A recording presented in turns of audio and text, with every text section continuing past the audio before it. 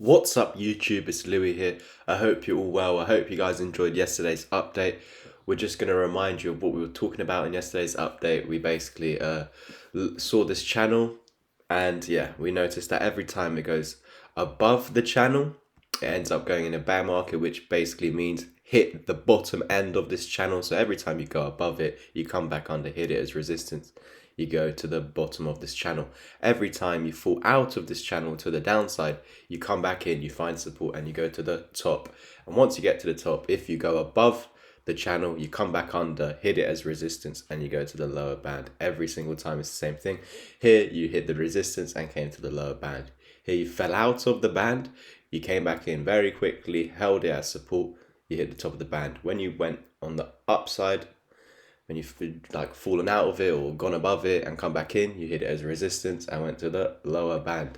And you can see now we've actually fallen out. This is basically just a summary of yesterday. If you want to watch it in a bit more detail, yeah, because there's a lot of key points in yesterday's videos that won't be repeated today. Yeah, I already would have had linked the video to I already would have linked yesterday's video in this video, sorry, in one of the top right corners or something like that. But yeah, so you can see we don't really tend to spend too much time outside. Now, what I forgot to mention to you guys yesterday was how big this dump was. Now, this was, of course, a Black Swan event, so unforeseen. So I'm just going to measure from actually the loss of this support, and you can see we went down in total about just under, well, let's just call it 45% if we can round it. So this was a 45% dump once you lost this low. So technically that means that if we go into the future now, obviously as price is higher, it makes it more harder to topple. So we're expecting as the years go on for the dips or for the corrections, let's say, to be less and less percent wise. You can see our first bear market, if we go back over here, we have a bearish market over here, percentage dip, 93% here.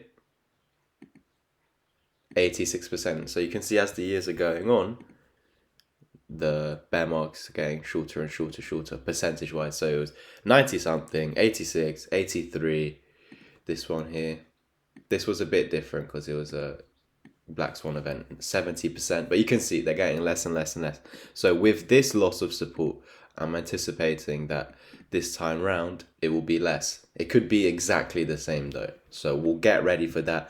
And this will probably line up with the reason why I've said previously. Now, I'm not saying it's 100% going there. However, it is currently a target. Since you lost 36k, 19k has been a target. And that's exactly the previous all-time high. If I literally place the line, I'm not going to place the line here. I'm going to place the line on there and you can see, boom, it's touching it exactly. So there you go. This is acting as confluence. Again, I've made a video on this about a month ago, basically saying how this could potentially change 12-year history, 12-year history.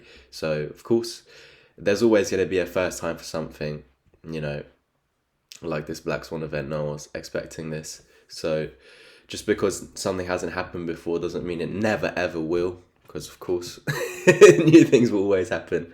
New possibilities and scenarios that will always happen. But yeah, that's why we always prepare for each and every one. Although it's never happened before, why don't we prepare just in case it does happen this time? So this is why we are well aware that we could be coming back down to in and around 19-20k. It doesn't mean that we will, it's just a target, and we know with anything in trading, just because it's a target doesn't necessarily mean it will be met. Abby, I'm just recording. Yeah, okay. Yeah, sorry guys. But yeah, we've had this capitulation now. We know that we don't tend to stay under this for too long. And at the moment, since losing the support, we've gone down 30%. So we could go down a maximum of another 15%. Let's just do the 45%. Oh, look at that, guys, for some confluence.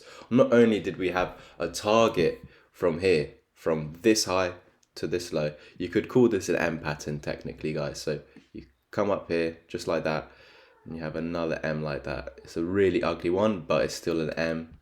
We're also focusing on this M as well. Previously, that's how I got you this 25.8k target. But now noticing that we have to also include this, we've got this big M here.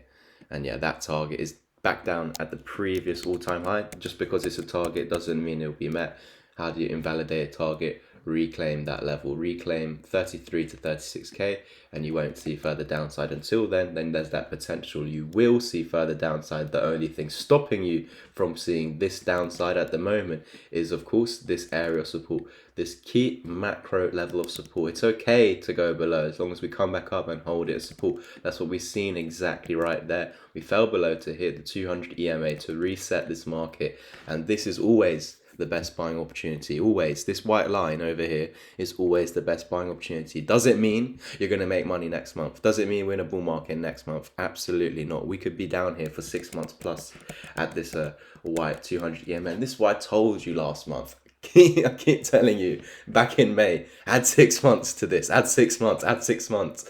Because for me personally, if you want an all lovey-dovey scenario in this market, then yeah, you're going to have to wait 6 months. If you want, yeah, crazy 100k target by next month, it's just not going to happen. I'm not going to lie to you guys. And that's why I've always stood by my 6 months. So obviously we're in June now, 5 more months. Let's see where we are in 5 months' time. But I know can't say for certain, but I'm pretty sure that we're going to be in a better situation in 5 or 6 months than we are now. Because that's how I always view the market on a macro scale. And even 6 months is short term. Come on, guys. 6 months is nothing. A year goes by so fast, doesn't it? So if you've enjoyed this video so far, please like, subscribe and comment.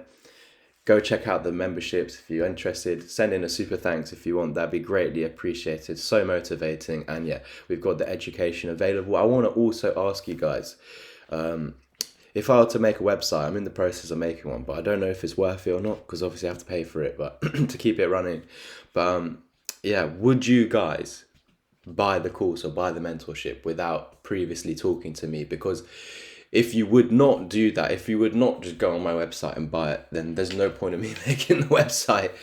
Might as well you just, as we do already, you know, just message me, Louis, I'm interested, I want to hear more. I talk to you, you say, yeah, I want to start. You just PayPal me or send crypto. That's how I've been doing it for like 2 years now. Since 2020 I've been teaching. So yeah, just like, yeah, let me know in the comments below if you would literally buy the course on the website without talking to me, because if you wouldn't, there's no point in me having a website. So yeah, the final thing with this video, again, we could go down a further 15%. We've already explained that could be 19k. So for me personally, we would not be going below this. It does not even mean we're going there. At the moment, it's 200 EMAs holding you. And we've looked previously where we don't really tend to stay below this purple channel for too long. And that's why that's the perfect buying opportunity. And that's why I've bought more than a handful of times down here. But slowly, because I'm waiting, as I said yesterday, for that 39k. That's when I'm going to start to get confident again. If we can get above these EMAs and this wick support, if you can get above those and hold that support, then yeah, chances are you're going to head to 48k, which will be a key resistance. Hopefully we reject it, find support on this band, and then absolutely explode. So maybe, I don't know the reaction from under here. We could come back down, something like this, and then completely explode. Well, I would love something where we just completely reclaim it, hit it, come back and go. But yeah, it's probably going to be the scenario we reject this. Everyone thinks we're going to make a lower low. You go and make that higher low, then you make that higher high. Yeah, but it's all about reclaiming. We want to get back inside the channel. We don't want to respect the outside of this channel. We don't want to have this next leg of the bull market where we're respecting the outside, because wherever we do top out eventually, it just basically means that you've completely converted this bullish market on the weekly, on the monthly. If you're holding the outside of this as resistance, it means that you're going to get a very nasty multi-year bear market that's going to be worse than this. That's going to be worse than this, because you've completely lost this channel. And although this is a bullish channel, can you see how, yeah, you can see how they're joining. If I keep on extending these lines into the future, you can see they'll join up, which basically means that this is a rising wedge. And of course, a rising wedge target is the bottom of the wedge. Now, I'm not calling for $200 Bitcoin. I never believe it will ever go down there again. It's just that, yes, this is a bearish pattern. And eventually, once you do fall out of it and you fail to keep getting back above, then yeah, that is where you're going to get a massive multi-year bear market. But either way, even if we do get back inside and eventually top out. We're going to still get that multi-year bear market regardless, but yeah, we would much rather get back inside and hit the top band, because of course we would have higher price targets than actually holding this and holding this and holding this resistance the whole way up. So yeah, that's something to keep in mind. Thank you guys so much for watching today's update and getting this far into the video. Please like, subscribe and comment, and if you're interested in the education, let me know by just heading over to my Twitter and private messaging me. Also, again, let me know if it's worth it making a website, because if you're not going to just buy it without talking to me, there's no point of having it. Thank you guys. I'll catch you in the next one, and as always, peace.